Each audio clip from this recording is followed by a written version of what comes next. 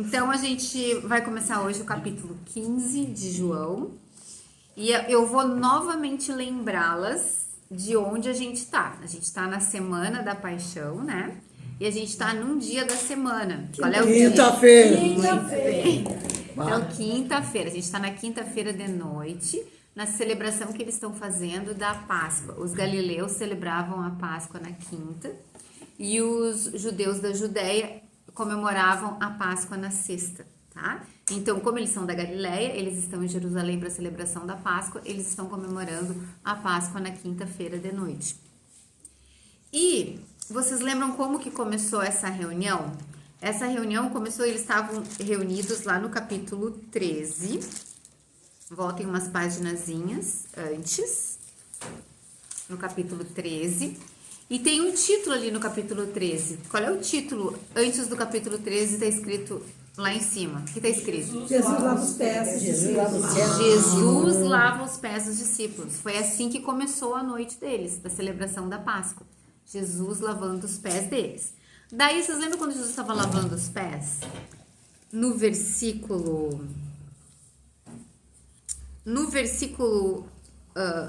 10. Eu vou ler 13:10, tá? Só pra gente relembrar, 13:10. Respondeu Jesus: quem já se banhou precisa apenas lavar os pés. Todo o seu corpo está limpo. Vocês estão limpos, mas nem todos. Versículo 11. Pois ele sabia quem iria traí-lo. E por isso disse que nem todos estavam limpos. Então, qual é a palavra que Jesus usou aqui para definir quem era um verdadeiro discípulo e quem era um falso discípulo? Limpos. Limpo. Verdadeiro discípulo está limpo. Um falso discípulo não está limpo ou está sujo, tá? Então, vejam como que começou a noite, como que começou a janta deles. Começou Jesus lavando os pés deles, porque ninguém tomou a atitude de lavar os pés uns dos outros. Jesus é que teve que lavar, eles tinham esse costume de lavar os pés sempre, porque eles andavam com sandálias, sujavam os pés, chegavam ali na hora de jantar. Não era uma mesa tão alta quanto a nossa, era uma mesinha mais baixa, eles ficavam tipo acho que é tipo uns puff que eles ficavam. Então ficavam meio que reclinados assim, e os pés ficavam próximos dos outros. Então, aqueles pés sujos, com areia e tudo mais, era comum as pessoas chegarem no lugar e limparem os pés. Mas ninguém limpou os pés, tá? E ninguém... sempre tinha um escravo que fazia isso, ou, um servo que fazia isso. Mas ali eles não tinham servo nenhum. Então, eles poderiam, um deles, ter tomado essa atitude, mas nenhum tomou. Então, Jesus tomou essa atitude e lavou os pés deles. Mas é muito interessante, porque quando ele vai lavar o pé de Pedro, Pedro diz, não, eu não quero que tu lave o meu pé. Daí Jesus diz, não, eu tenho que lavar o teu pé, senão tu não tem parte comigo. Daí ele, tá, então Jesus me dá um banho todo. Me dá um banho, então. Não quero que tu lave só o meu pé, né? Porque Pedro era dramático. Daí Jesus diz, não, tu não precisa de um banho total, porque tu já tá limpo.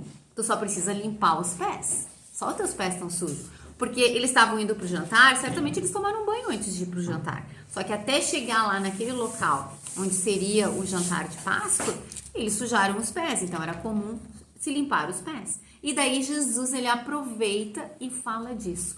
Todos vocês estão limpos, mas nem todos, né? Não, ele fala, vocês estão limpos, mas nem todos. E daí João explica para nós. Ele estava se referindo a quem? A Judas. Ele está dizendo que vocês estão limpos, mas Judas não está. Só depois que eles vão saber, porque até que eles não sabem disso, né? Conforme as coisas vão se desenrolando, que eles começam a saber. Agora vamos para o 15 e eu vou começar a ler. Todo mundo lá no 15:1. O que diz ali o título do 15? A videira e os ramos. Isso, a videira e os ramos. 15:1. Eu sou a videira verdadeira e meu pai é o agricultor. Todo ramo que estando em mim não dá fruto, ele corta. E todo que dá fruto, ele poda, para que dê mais fruto ainda. Vocês já estão limpos pela palavra que lhes tenho falado. Permaneçam em mim e eu permanecerei em vocês. Nenhum ramo pode dar fruto por si mesmo, se não permanecer na videira. Vocês também não podem dar fruto se não permanecerem em mim. Eu sou a videira. Vocês são os ramos. Se alguém permanecer em mim e eu nele, esse dará muito fruto. Pois sem mim vocês não podem fazer coisa alguma. Se alguém não permanecer em mim, será como o ramo que é jogado fora e seca. Tais ramos são apanhados, lançados ao fogo e queimados. Se vocês permanecerem em mim e as minhas palavras permanecerem em vocês, pedirão o que quiserem e lhes será concedido. Meu Pai é glorificado pelo fato de vocês darem muito fruto, e assim serão meus discípulos. Então, esse é o texto que a gente vai estudar hoje. A gente pode dizer assim, que de tudo que Jesus tem falado para eles até agora, eu consideraria a coisa mais importante, tá? E ele é um texto famoso, que acho que praticamente todo mundo já ouviu falar disso, que Jesus fala, eu sou a videira verdadeira, né? A gente tem várias músicas sobre isso também. E a outra coisa interessante é que esse texto, ele fala do último eu sou. A gente tem estudado o livro de João, né, desde o início, e a gente tem visto vários eu sous. A gente já viu que Jesus, quando ele usa o eu sou, ele está usando o nome de Deus, que é Yahweh, que quer dizer em hebraico eu sou. Esse nome de Deus, eu já falei para vocês várias vezes, ele vem lá do Antigo Testamento. Moisés, quando estava conversando com Deus lá no deserto, na sarça ardente, Deus convocou ele para ir para o Egito e retirar o povo do Egito, salvar o povo do Egito. E Moisés perguntou para Deus, tá bom, mas que nome, qual é o teu nome? Que nome eu digo para os israelitas? Que é o do Deus que mandou retirar eles do Egito. E daí Deus diz para ele, eu sou o que sou. Tá? Então, eu sou é o nome de Deus. E vamos ver onde é que está isso lá no Antigo Testamento? Lá em Êxodo 3,14. Êxodo 3,14, vou ler. Disse Deus a Moisés, eu sou o que sou. É isto que você dirá aos israelitas. Eu sou me enviou a vocês. Esse é o nome de Deus. É aqui que a gente fica sabendo o nome de Deus. Eu sou. Eu sou o que sou, tá? Então, isso no hebraico é aquele som que fica parecido com isso aqui que eu vou falar. Yahweh, tá? No hebraico. E quer dizer eu sou. Então, Jesus, todas as vezes que ele fala eu sou, ele está pronunciando o nome de Deus. Ele faz isso de propósito, para deixar claro que ele é Deus. Então, aqui nós temos o último eu sou. Eu sou a videira verdadeira. Voltamos lá para João 15. Eu sou a videira verdadeira, tá? Meu pai é o agricultor. E daí a gente tem assim, eu sou a videira verdadeira. Eu sou a videira. Videira, né? É a parreira, certo? E daí tem esse qualitativo depois. Videira. O que é a videira? Vida. Não. O que está escrito ali na Bíblia de vocês? Eu sou a videira verdadeira. Prestem muita atenção nisso. Então, Jesus está dizendo... João 15, nós estamos. João 15, 1. Jesus está dizendo, eu sou a videira. Não é qualquer videira. Eu sou a videira verdadeira. Tá?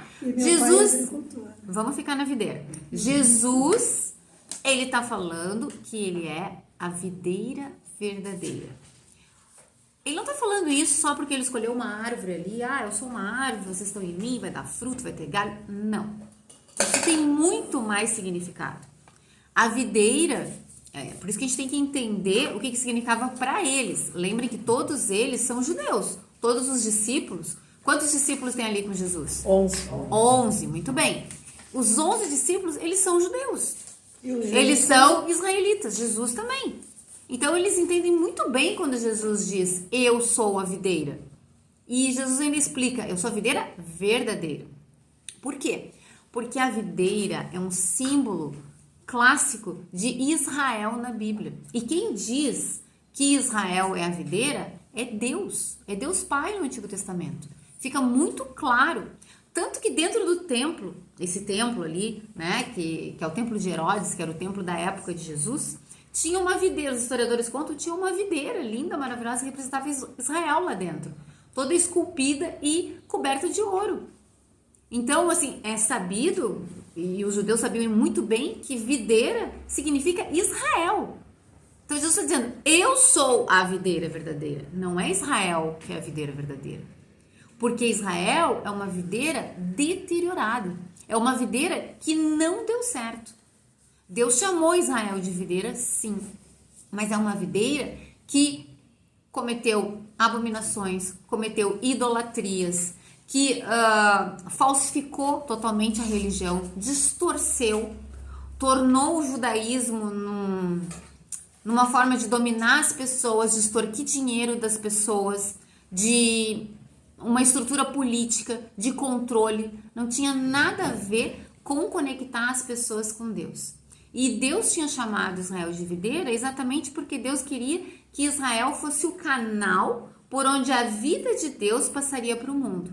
Israel seria, digamos assim, o evangelizador do mundo. A nação que falaria para o mundo todo de Deus, porque Deus se revelou a eles. Mas eles não cumpriram essa missão, tá? Então, essa videira será cortada. Essa videira será destruída, que é o Israel. E a nova videira é Jesus, porque ele é a videira verdadeira. Então, vamos ver agora. Tem vários textos do Antigo Testamento, a gente passaria aqui horas e horas olhando os textos. Eu vou olhar um dos que eu achei o mais importante, que é Isaías 5:1. Então, vamos lá para Isaías 5:1 eu vou ler, tá? Eu vou continuar lendo vários versículos, tá? Isaías 5. O que está escrito ali? Qual é o título? A canção da vinha. Vinha, videira, barreira, tá? Cantarei para o meu amigo o seu cântico a respeito de sua vinha. Meu amigo tinha uma vinha na encosta de uma fértil colina. Ele cavou a terra, tirou as pedras e plantou as melhores videiras. Construiu uma torre de sentinela e também fez um tanque de prensar uvas. Ele esperava que desse uvas boas, mas só deu uvas azedas. Agora, habitantes de Jerusalém e homens de Judá, julguem entre mim e minha vinha. Que mais se poderá fazer por ela, que eu não tenha feito? Então, por que só produziu uvas azedas, quando eu esperava uvas boas? Pois eu lhes digo o que vou fazer com a minha vinha. O que ele vai fazer? Derrubarei a sua cerca, para que ela seja transformada em pasto.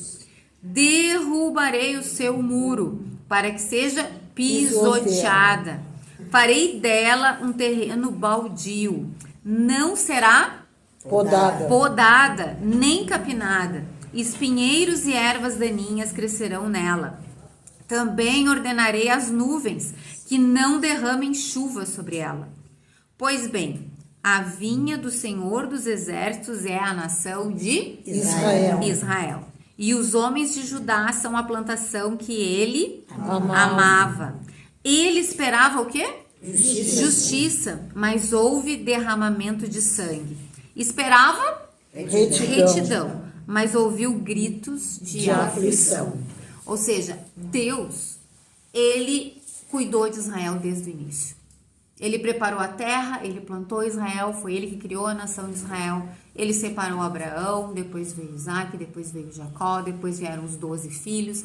Depois eles enviou José para o Egito. Eles ficaram lá 400 anos sem se misturar com outros povos.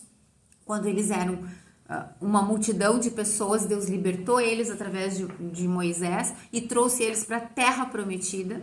Deus destruiu os inimigos deles na terra prometida e deu a terra para eles e deu profetas para eles tá? Deu reis para eles.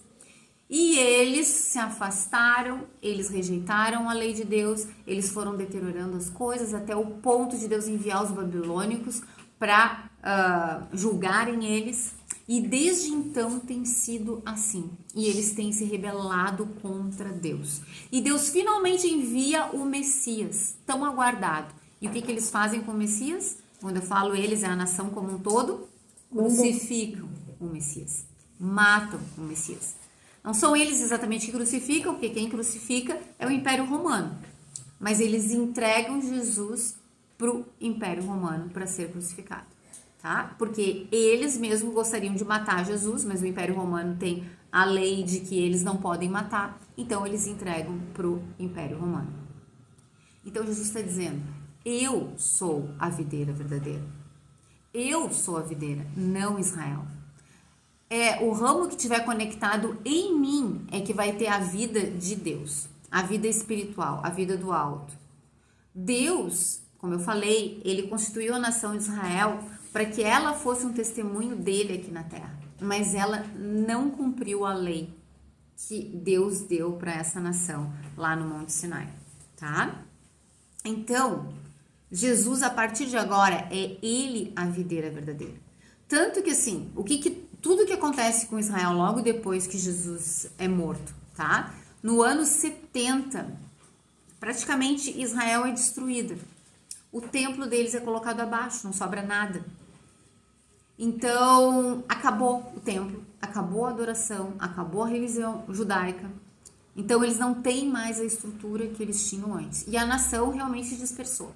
Só agora, no século passado, é que a nação de Israel voltou a ser uma nação novamente. E isso também nos parece, a gente não pode afirmar com certeza absoluta, mas nos parece que realmente é um sinal dos tempos, ou seja, é um sinal de que Jesus realmente está voltando. Porque a Bíblia fala que no fim dos tempos, todo o Israel será salvo. Nesse tempo que a gente está, nesse período, existe um remanescente, como a Bíblia diz, ou seja, existem muitos judeus que creem em Jesus como Messias. Existem muitos judeus, durante todos esses 2000 anos e até hoje, até em Israel, que creem em Jesus. Muitos, mas comparado com o total, são poucos, tá? Então, infelizmente, os judeus que receberam toda a lei de Deus, que receberam todos os profetas de Deus, infelizmente, que receberam o Messias, eles se afastaram totalmente do Senhor e têm vivido assim durante muito tempo. Tá? Então, quando Jesus fala, eu sou a videira, é isso que ele está falando. E isso é algo chocante. A gente que está 2000 anos depois, a gente consegue entender isso. Agora, imagina eles não estão entendendo quase nada, tá? Porque eles estão esperando um Messias e não um Messias que vai morrer. Apesar de Jesus estar falando isso para eles, e agora Jesus está dizendo que ele é a videira verdadeira. Vamos voltar lá para João 15:1. Tá? Então, eu sou a videira verdadeira, não Israel. Israel era uma falsa videira. Ela não conectava a Deus. Então, vamos trazer para os dias de hoje, né? O judaísmo ainda existe? Israel ainda existe? Sim. Se eu seguir a religião judaica e não crer em Jesus, eu vou ter a salvação? Eu vou conhecer a Deus? Mesmo usando a Bíblia, o Antigo Testamento? Não. Porque a vida, ela só existe em Jesus. Lembra que Jesus falou? Eu sou o caminho, a verdade e a vida. Ninguém vem ao Pai senão por mim. Por isso que eu sou a videira e não Israel. Não adianta a pessoa estar conectada ao judaísmo, pensando, não, mas eu sigo o Antigo Testamento, eu não creio que Jesus que é o Messias, eu vou ser salvo. Não vai ser salvo. Não vai, porque rejeitou o Messias. E quem rejeita o Messias, que é Jesus, Jesus falou já várias vezes em João, quem me rejeita, rejeita aquele que me enviou. Rejeita Deus Pai.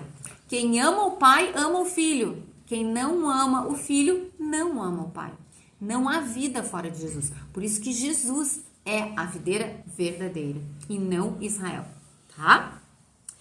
Então, eu sou a videira verdadeira e meu pai é o agricultor. Então, a gente sabe aqui que nessa parábola, nessa figura que Jesus está usando, A videira é Jesus. E quem cuida da videira é Deus Pai. Versículo 2. Todo ramo que estando em mim não dá fruto. Todo ramo que estando em mim não dá fruto. Ele corta. Quem é o ele ali? Deus? Pai. Ó, ele corta. Quem é o agricultor? Deus Pai. Quem é a videira? Deus Filho. Jesus ou Deus Filho. Tá? Então, Jesus é a videira e o agricultor é o Pai. Quem é que corta? Deus Pai. Deus Pai corta. Qual é o ramo que Deus Pai corta? O ramo que não dá fruto. E o que é fruto? Bom, frutos são várias coisas na Bíblia. Mas, resumindo, tá? Tem vários textos pra gente estudar sobre isso na Bíblia. Mas vou tentar resumir aqui pra vocês, porque a gente não vai ter tempo de ficar olhando todos os textos sobre frutos. Mas vou tentar resumir. Frutos são boas obras. Frutos são atitudes. Por exemplo, amor, paz, alegria, esperança, tá? Longanimidade são atitudes. Isso são frutos. Atos de justiça. Sentimentos bons. Tudo isso é fruto. É fruto do quê? É fruto de uma vida cheia do Espírito Santo. A gente aprendeu desde João capítulo 3 que Deus Pai, ele dá vida para as pessoas. Ele dá uma nova vida através do seu Espírito. Ele nos regenera. Tanto que Jesus fala para Nicodemos, precisa nascer do alto. Ou seja, nascer do alto é Deus que vai dar uma nova vida. Se Deus me deu uma nova vida, eu preciso ter uma evidência de que eu tenho uma nova vida.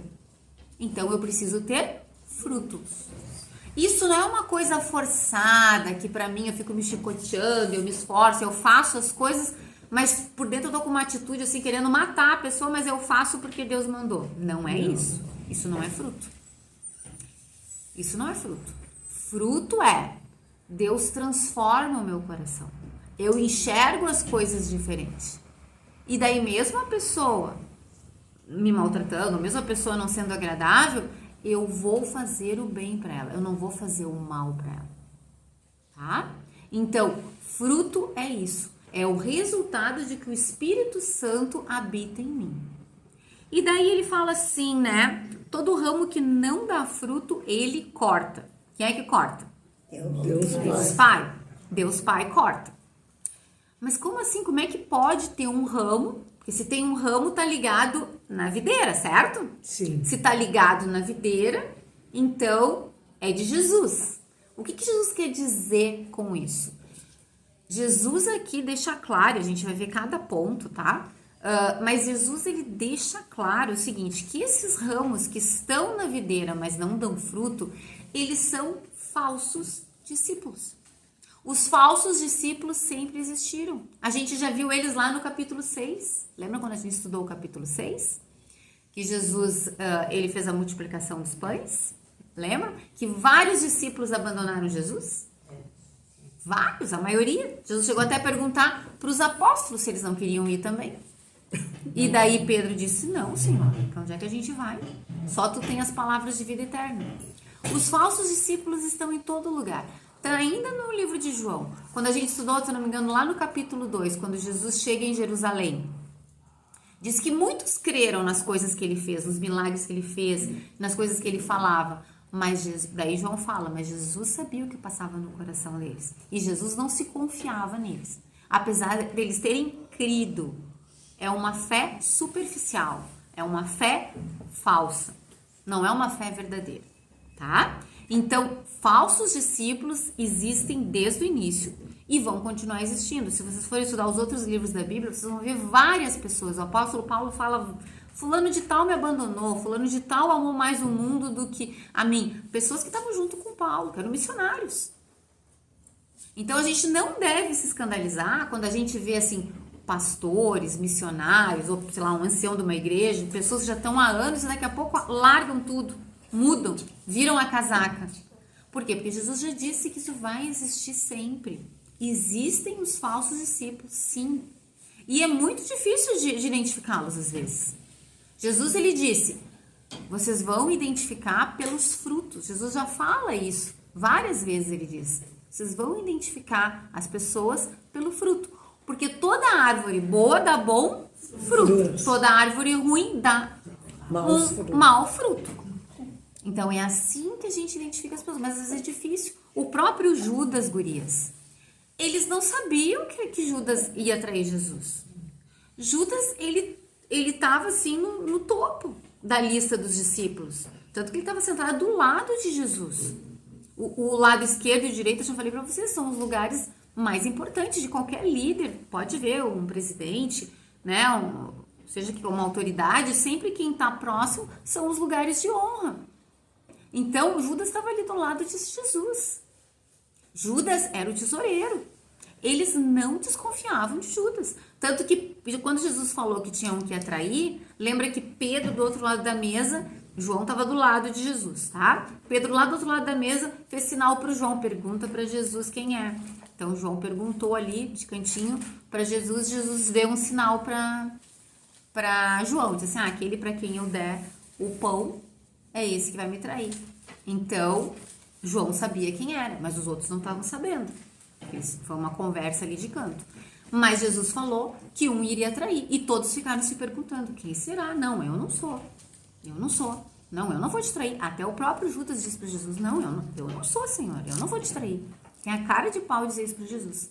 E ele era um falso discípulo. Então, ninguém desconfiava dele. Ele é o top dos hipócritas. Ninguém desconfiava dele, tá? E ele não estava limpo. Então, essa parábola ou imagem que Jesus usa aqui para nos falar da videira, o objetivo principal dela é identificar quem é discípulo e quem não é discípulo. Quem é discípulo verdadeiro e quem é falso discípulo. Foi o que a gente leu lá no último versículo, que nós lemos, que foi 15:8. Vejam o versículo 15:8. Meu Pai é glorificado pelo fato de vocês darem muito fruto, e assim serão meus discípulos. Ou seja, vocês vão ser meus discípulos quando vocês derem fruto. Todo cristão tem que dar fruto. Por quê? Porque ele nasceu de novo. Ele recebeu uma nova vida. As coisas precisam mudar. Eu não estou falando aqui de perfeição. Não estou dizendo que a pessoa creu em Jesus, no dia seguinte ela é uma pessoa perfeita. Eu não estou falando disso. Mas vai começar a acontecer mudanças na vida dessa pessoa. Precisa ter evidências de mudanças na vida dessa pessoa. Ela precisa dar fruto. Porque se ela não der fruto, ela não vai glorificar a Deus. Eu só posso glorificar a Deus se eu der fruto. Jesus falou. Aqui, ó, tá escrito. Tá? Vocês, meu Pai é glorificado pelo fato de vocês darem frutos. Não é fruto que está escrito ali. Por vocês darem muito fruto. Não é pouco, é muito. Esse texto da videira é muito importante que a gente entenda, tá? Voltando para 15:2. Todo ramo que estando em mim não dá fruto, ele corta. Então, o que Jesus está dizendo com estando em mim? Está associado comigo. Se diz cristão. Mas não é. Isso já acontecia no Antigo Testamento também. Tinham pessoas que eram de Israel e cometiam atrocidades. Matavam os filhos, idolatravam outros deuses, mas eram de Israel. Nasceram na videira. Mas não eram ramos verdadeiros da videira de Israel. E a mesma coisa vai começar a acontecer a partir de agora. Que Jesus passa a ser a videira, ele é o cabeça da igreja. E também vai ter várias pessoas associadas com Jesus, mas que não são ramos verdadeiros. Não são ramos que dão fruto. Então, eles só estão associados com Cristo. Mas eles não têm a vida de Cristo. Porque se eles tivessem a vida de Cristo, eles dariam muito fruto. Porque Cristo glorifica o Pai. E para glorificar o Pai, A pessoa precisa dar fruto. E fruto, novamente, eu falo, não é a pessoa se chicoteando e fazendo as coisas porque tem que fazer, mas com uma atitude dentro dela de indignação, de raiva, de, né, bufando e fazendo. Não é isso. É uma pessoa que tem o seu interior modificado. O Espírito Santo, ele muda as nossas emoções, ele muda os nossos sentimentos, ele nos transforma, tá? Então, corta. E o que é corta? Mais tarde a gente vai ver. Vamos continuar aqui ainda no 2. E todo que dá fruto, ele poda. Eu não entendo nada, né, de jardinagem, mas eu acho que tem algumas aqui que devem entender, né? Tem alguém aqui que gosta de jardinagem? Gosto. Ah, a Terezinha, né? Até trouxe umas plantinhas Nós hoje. estamos podando a videira agora. O que é? Sim, domingo, sábado a gente podou. Podaram a parreira? Que legal! Quando a gente poda, de 30 vem mais- e poucos pés, meu marido podou só um lado. Assim. Que legal, que legal. Tem 30 e poucos. Então, gurias, só pra gente voltar aqui pro texto, tá? Então, olha só, que ótimo. A palavra poda, tá? Que tá usada ali, é a mesma palavra para limpo. Então, a gente poderia ter sido traduzido assim: todo que dá fruto, ele limpa. Entenderam? Porque quando a gente poda, a gente faz uma limpeza na árvore, Sim, não sim, faz? sim. É essa a ideia. Então, todo que dá fruto, ele poda. E o que significa essa poda? Essa poda significa sofrimento. Ou seja, Jesus está dizendo, todo que dá fruto, ou seja, tu é um verdadeiro cristão, sim, eu sou, então te prepara, tu vai ser podado. Por quê? Porque tu precisa crescer, tu precisa dar mais fruto ainda.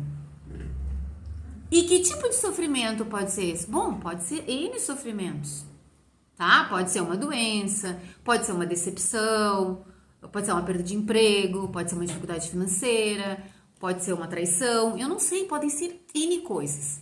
Mas o que a gente, como cristão, precisa entender? Se Deus permitiu que algo ruim acontecesse na minha vida, é porque Ele tem um propósito maior com isso. Isso é para a glória de Deus. Ele quer que eu cresça. Ele quer me provar a minha fé. Lembra que a gente já estudou isso lá em Tiago? Que as dificuldades, elas provam se a nossa fé é verdadeira. Por isso que tem o nome provação. A gente fala, eu tô passando por uma provação. O que é uma provação? É como se fosse um teste, é uma prova. Vamos ver se a tua fé é verdadeira. Vamos colocar algumas dificuldades aqui. E muitas pessoas não passam na prova, você sabe, né? Muitas pessoas, quando chegam as dificuldades, quando chegam os problemas, elas... eu não quero saber mais dessa igreja, eu não quero mais saber mais de Deus, eu não quero mais saber de Jesus, me esforcei e agora não recebi o retorno. As pessoas falam o que elas quiserem, tá? Mas é muito claro, a Bíblia fala do início ao fim sobre isso, tá? Então, a gente deve esperar provações. E quando as provações vierem, a gente viu na aula passada, a gente deve se alegrar. Acho que a gente viu depois, né, que eu terminei a aula, a gente fez um comentário, a Nilce tinha feito uma pergunta. Mas lembram que a gente deve se alegrar. Deixa eu ver se eu anotei aqui. Eu anotei tanta coisa. Primeiro a... É Tiago? Não, primeira... É Tiago 1. Eu não anotei. Tiago 1:2. Então, vamos lá. Tiago 1:2. 1:2, vou ler. Meus irmãos, considerem motivo de grande alegria o fato de passarem por diversas provações, provações, prova, é a poda, é a limpeza que Deus faz na nossa vida. Pois vocês sabem que há prova da sua fé. É prova da fé. Vamos ver se essa fé é verdadeira ou é uma fé falsa. Produz o quê? Perseverança. Ou seja, a prova, se é aprovado, significa que eu permaneço na videira. Eu permaneço na palavra de Deus. Eu conheço a palavra de Deus. E daí, se me deu raiva daquilo que está acontecendo, se eu estou muito triste, se eu estou indignada, eu vou olhar a palavra e eu vou ver que eu tenho que me alegrar. Eu vou olhar a palavra e vou ver que eu tenho que buscar em Deus o que supra as minhas necessidades. E eu vou me submeter à palavra de Deus, tá? Produz a perseverança.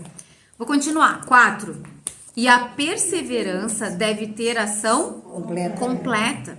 a fim de que vocês sejam Maduros e íntegros. inteiros. Ou seja, para eu crescer espiritualmente, eu sou um bebê espiritual. Para eu crescer, eu vou ter que enfrentar dificuldades, eu vou ter que enfrentar provas. É o único jeito de crescer. É como uma criança, gurias. Se a gente não dá desafios para a criança não se desenvolve. Se não deixar a criança levar uns tombos, se não, né? Não der uma comida mais dura para a criança comer, não desenvolve os músculos, os ossos da face, ela não vai crescer. Se ela não passar por dificuldades, a criança precisa passar por obstáculos para crescer, passar por desafios para crescer. A gente também. A gente precisa passar por provações para crescer.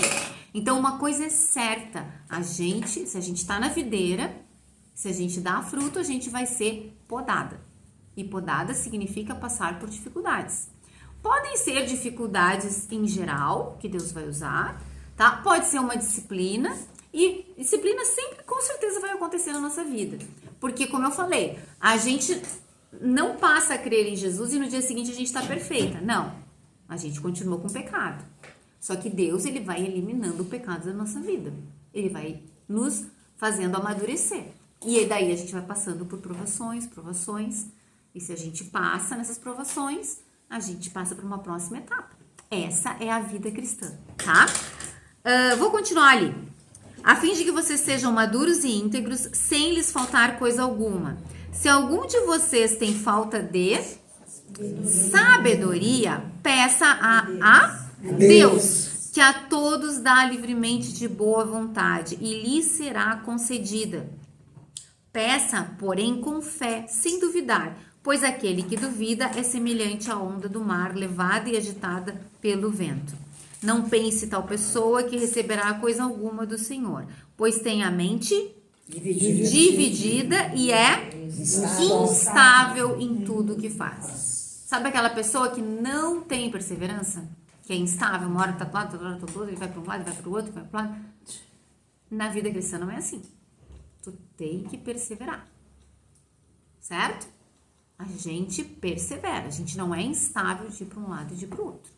A gente persevera. Se a gente está com dificuldade, o que a gente tem que fazer? Pedir sabedoria para Deus, pedir socorro para Deus. E Ele vai nos livrar, Ele vai nos guiar. É dessa forma que a gente vai começar a crescer espiritualmente.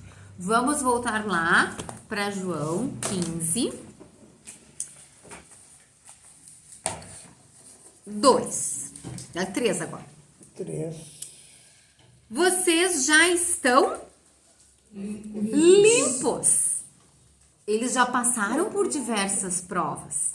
Vocês já estão limpos pela palavra que lhes tenho falado. A palavra de Jesus é a palavra de Deus Pai. A palavra de Jesus é a palavra de Deus Pai. A Bíblia toda é a palavra de Jesus. A Bíblia toda é a palavra de Deus Pai. O Jesus só fala o que ouve do Pai. Lembra? A gente estudou isso várias vezes. Jesus só fala o que ouve do Pai. Então, como é que funciona essa limpeza que Deus faz?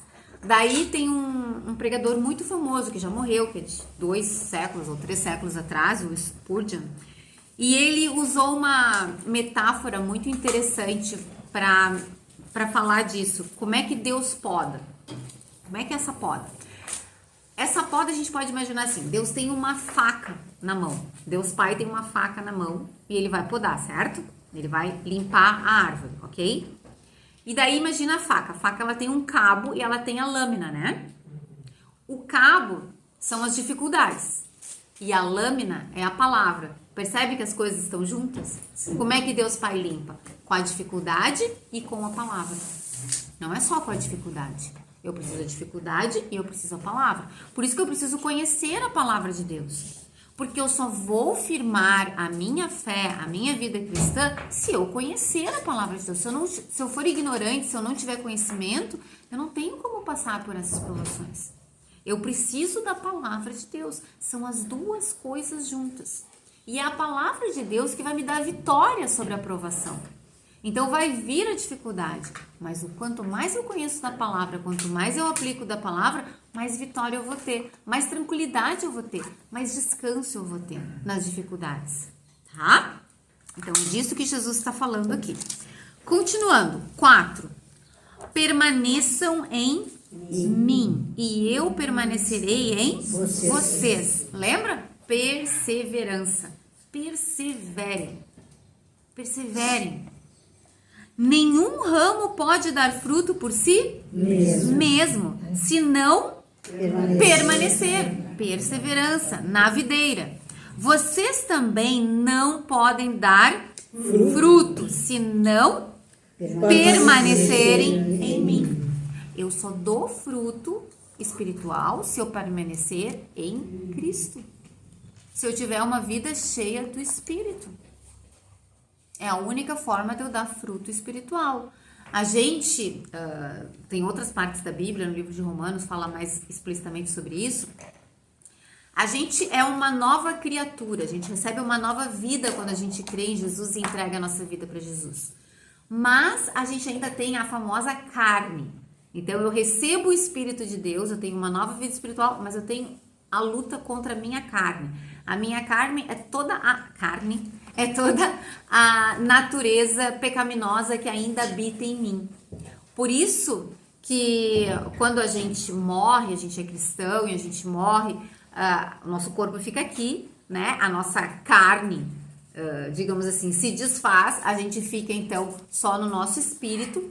E no final dos tempos, quando Jesus nos der um novo corpo, a gente vai ter um corpo glorificado, a gente vai estar liberto da nossa carne. Na verdade, quando a gente morre, a gente já está liberto da nossa carne, tá? Então, mas enquanto a gente está aqui nesse mundo, enquanto a gente ainda vive nesse corpo, a gente tem essa luta espiritual, tá? Mas se eu permanecer em Cristo, porque eu tenho a vida de Cristo dentro de mim, então eu vou dar fruto espiritual, não uma obra da carne, mas um fruto espiritual, tá?